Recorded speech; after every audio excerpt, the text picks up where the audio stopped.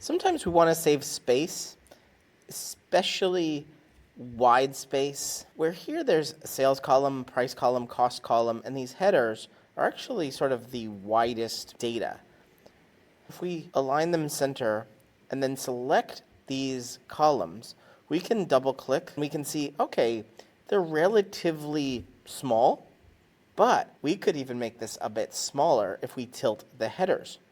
So tilting the headers just means we're going to take the A, B, C, D column and just the row here, going to see more, and then there's a text rotation button here. This is right next to wrapping and alignment, and we can turn this or rotate it up. Now this header is as wide as a single height of a letter. This is even great for checkboxes.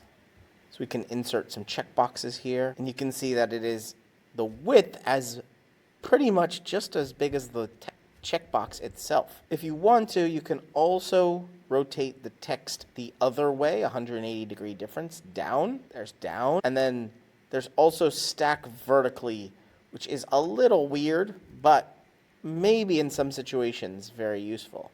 But there you go, you can tilt those headers. You're watching Better Sheets here on YouTube. Make sure you check out this video or this video and subscribe right now to get more tips, tricks, how-tos, get more out of your Google Sheets than you ever have before. I'm excited to be making a ton more videos here. Ask me questions down in the comments and I will answer them in future videos. But for right now, right here, one of these videos is going to be your next Google Sheet.